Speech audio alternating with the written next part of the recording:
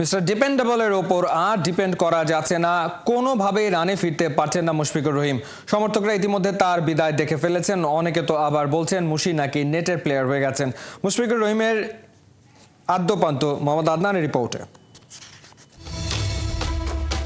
মুশি দৌড়াচ্ছেন, মাঠের এক প্রান্ত থেকে আরেক প্রান্ত ছুটে যাচ্ছেন, সতীর্থদের বিভিন্ন টিপস দিচ্ছেন, ম্যাচ জেতার তালিম দিচ্ছেন, কোচ শেখাচ্ছেন, মুশফিক শিখছেন, আবার তার রপ্তও করছেন। সবই ঠিকঠাক, কিন্তু ঠিক নেই রানের চাকা। দুর্বল জিম্বাবুয়ের বিপক্ষেও ছুঁতে পারছেন না 2 অঙ্কের কোটা।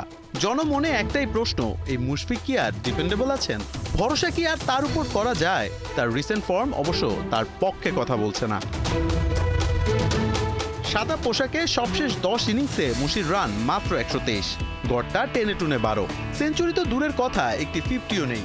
সর্বোচ্চ করেছেন 37 রান। প্রতিটি ইনিংসেই তিনি দলকে ভুগিয়েছেন, আউট হয়েছেন ক্রিটিক্যাল মোমেন্টে। যখন কিনা একটি বড় পার্টনারশিপের দরকার ছিল, তখনই তিনি নিজের উইকেট বিলিয়ে এসেছেন।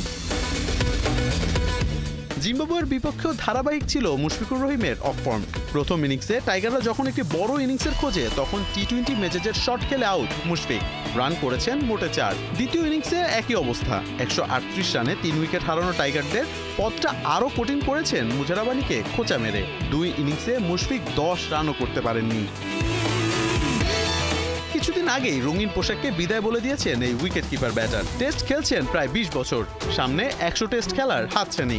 কিন্তু এমন ব্যাটিং দিয়ে মুশফিককে দলে রাখাটা কতটা যৌক্তিক, তা নিয়ে হচ্ছে আলোচনা সমালোচনা।